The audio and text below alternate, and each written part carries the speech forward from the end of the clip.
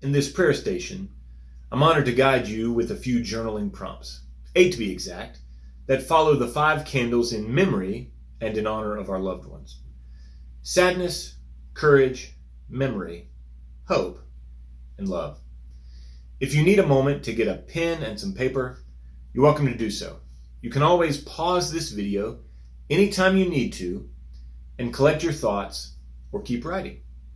Now, you won't offend me if you'd rather not answer one of these questions. You can always skip it. This spiritual practice is yours.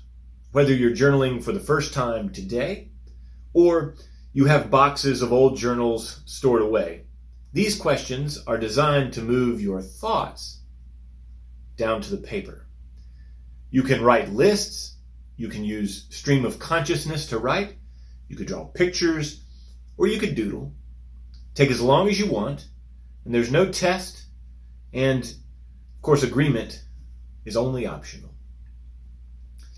Let's begin our time together with a few deep breaths to mark our time. I invite you to close your eyes and breathe in deeply. And exhale. Now we'll do that again, but at the top of your breath in, breathe in just a little more. And exhale.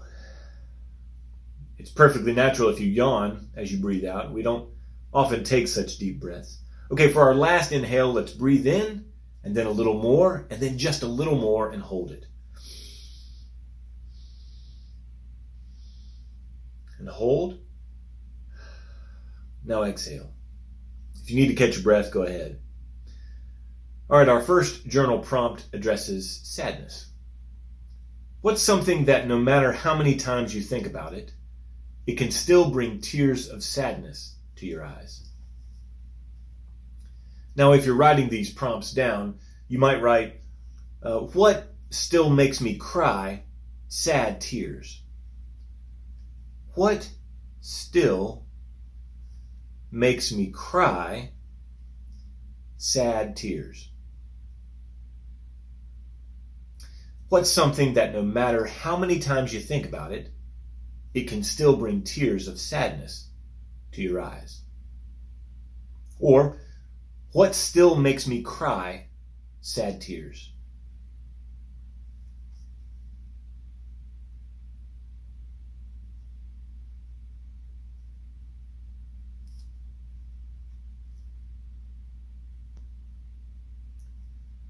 Our next prompt turns us toward courage.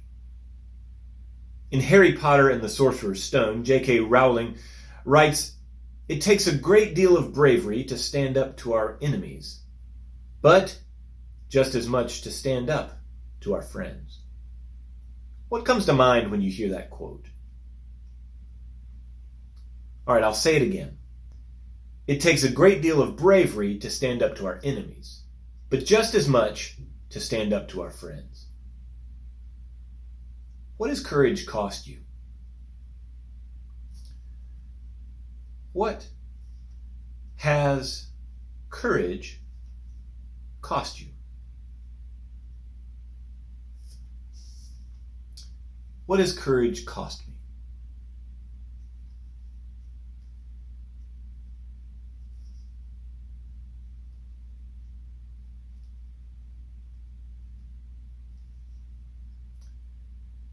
Memory is our next journaling prompt.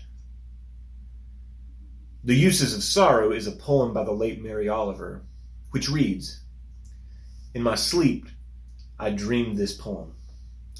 Someone I loved once gave me a box full of darkness.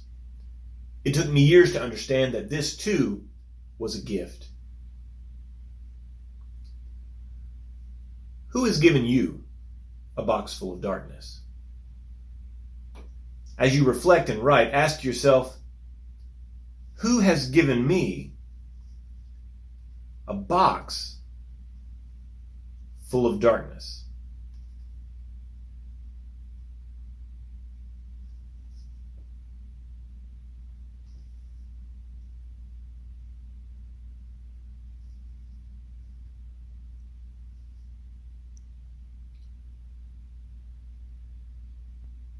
When you've identified who, let's turn our attention to what. What's contained in that box full of darkness? Someone I loved once gave me a box full of darkness. It took me years to understand that this, too, was a gift. What is in my box full of darkness?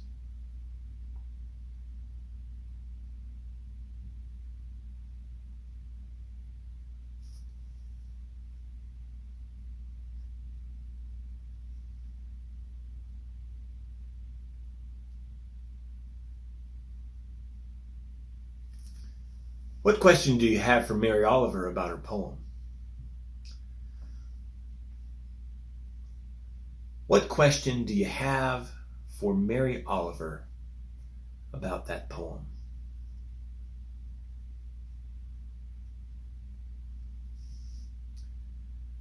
Our next prompt moves our hand with hope. What have you seen recently that gave you hope? Ask yourself, what have I seen recently that gave me hope? H-O-P-E. Hope.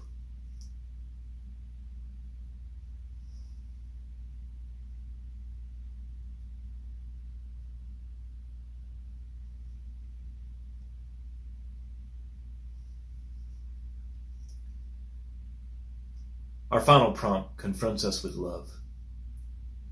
American novelist Stephen Chbosky writes, "We accept the love we think we deserve."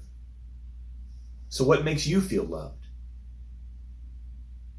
What makes you feel loved?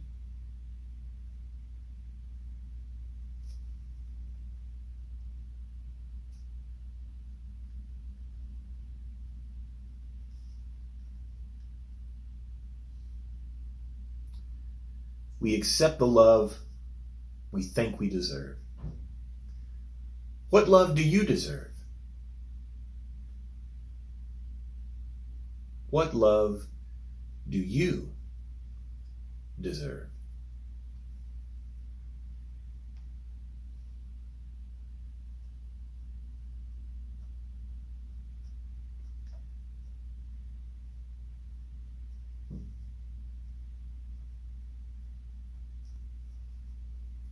Thank you for writing with me.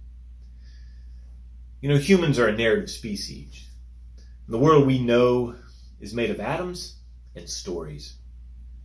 About 20 years ago, the nuclear-powered submarine named Kursk mysteriously sank on August 12, 2000. It killed all 118 souls on board. When Lieutenant Captain Dmitry Kolesnikov realized he was not going to survive, he wrote a careful account of what happened aboard the submarine that day. It was for the benefit of the Navy officials and the investigators, but also for his newly wedded wife, Olga. After a power failure inside the sub, the 23 personnel with him were left to face death in the dark.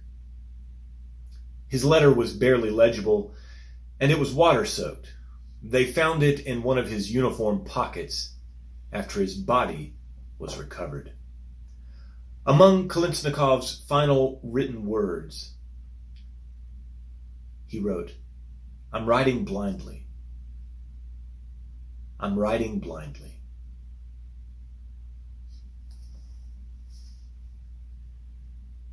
Aren't we all?